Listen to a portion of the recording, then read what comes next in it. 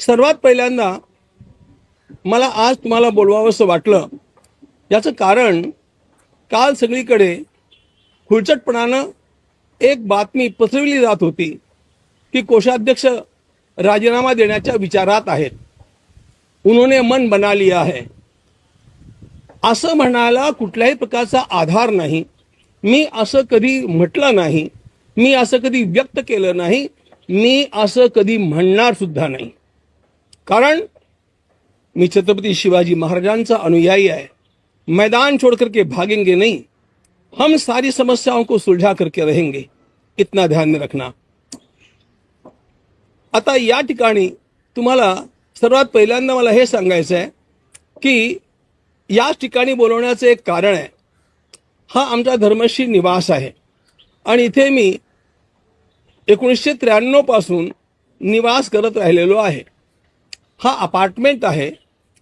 यामध्ये 10 फ्लॅट आहेत.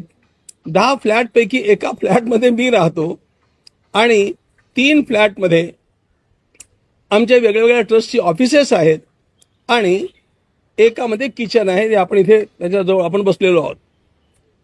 अपार्टमेंटच्या 10 फ्लॅटपैकी 5 आमच्या संस्थांचे आहेत. यातलं काहीही माझ्या नावावरती नाही. माझ्या नावावरती संपूर्ण जीवनामध्ये एक वीटही नाही. हे नीट नोंदून घ्या. फक्त एक बँक अकाउंट माझ्या नावावरती आहे. त्याखेरीज माझ्या नावावरती काहीही संपत्ती नाही, कधीच नव्हती.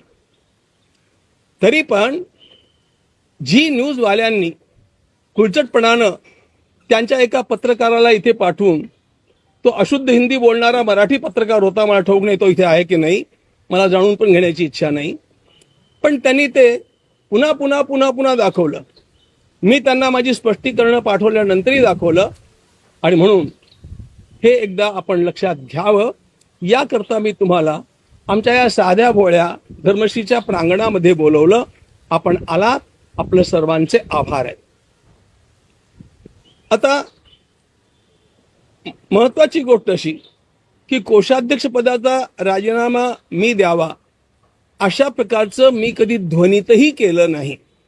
तरी पण ही वार्ता पसरते आहे आणि म्हणून त्याचं स्पष्टीकरण लोकांना वेळेवरती जाणं आवश्यक आहे.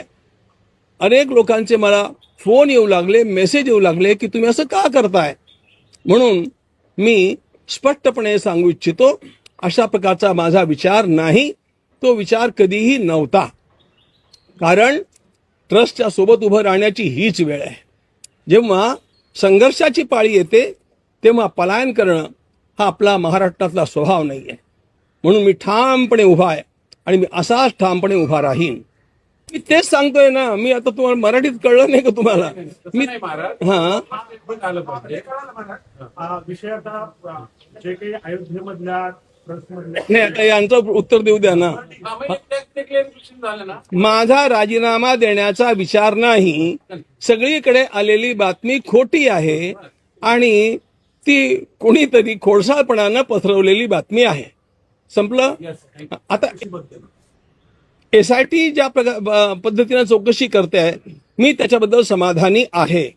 आणि आता तर हा उच्चतम न्यायालयामध्ये विषय गेलेला असल्यामुळे, सुप्रीम कोर्टात गेलेला असल्यामुळे मी अधिकच समाधानी आहे. संपतराव यांचा राजीनामा घ्यायला हवा होता का तुम्हाला? तुम्हाला हा प्रश्न थोडा गडबडीचा आहे.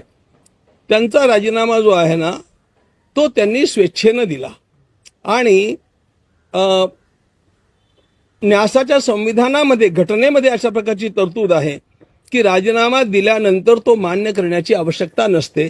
तो दिला म्हणजे तो आपोआप स्वीकारला गेला असं होतं. हे पण त्यांनी खापर त्यांच्यावरती फोडलं गेलं असं पण नाही म्हणता येणार, कारण त्यांचा हलगर्जीपणा या सगळ्या गोष्टीला पुष्कळसा कारणीभूत आहे आणि हे त्यांच्या पण लक्षात आलं आणि म्हणून त्यांनी स्वेच्छेनं दिलेला आहे. तो कुठल्याही दडपणाखाली दिलेला नाही. कोषाध्यक्ष म्हणून माझी जबाबदारी निश्चितपणे आहे. आता ते जरा लक्षात घ्या.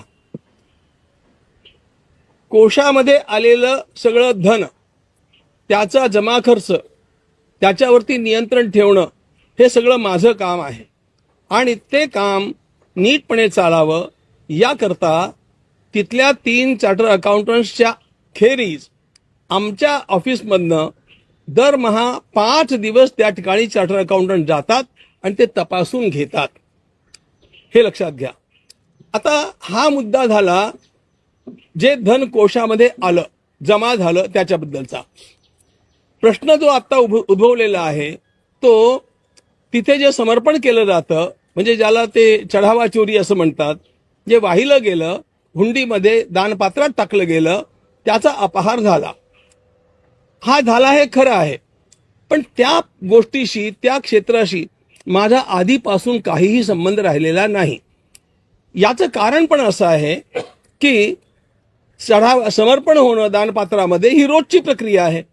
त्याची मोजणी होणं हे रोजचं काम आहे आणि तिथले स्थानिक न्यासी हे काम बघत होते आणि मी प्रवासात असल्यामुळे आणि महिन्याकाठी 1-2-3 दिवस मी तिथे जात असल्यामुळे त्याची जबाबदारी त्या लोकांनी स्वीकारलेली होती आणि ते बघत होते.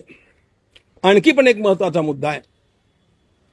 केवळ त्यांच्यावरती हे अवलंबून नव्हतं, तर SBIला हे काम सोपवलेलं होतं. हे काम MOU करून SBIला, स्टेट बँक ऑफ इंडियाला सोपवलेलं होतं. त्यांनी ते स्वीकारलेलं होतं. आता तुरुंगात जितके लोक आहेत, हे लक्षात ठेवा, हे सगळे SBIचे एम्प्लॉईज आहेत. त्यांना सर्व्हिसला ठेवलंय ते SBIनं ठेवलेलं आहे, ते आम्ही ठेवलेलं नाहीये. आता काय होतं, आपल्यातल्या काही लोकांनी हा चांगला मुलगा आहे, याला ठेवून घ्या अशी शिफारस केलेली असणार, ती केलेली पण होती. पण कोणी शिफारस केल्यानंतर जो एम्प्लॉयमेंट देतो त्याचं हे काम असतं की त्याचा पूर्वेतिहास काय आहे किंवा तो काय योग्यतेचा आहे किंवा नाही हे बघणं कुणाचं काम आहे, तुम्हीच सांगा मला. हे SBI बघते आहे. SBI हे भारत सरकारची अत्यंत प्रतिष्ठित बँक आहे आणि त्यामुळे त्या बँकेवरती विश्वास नाही ठेवायचा तर आम्ही आणखी कोणाला असं आणणार आहोत, हे लक्षात ठेवलं पाहिजे.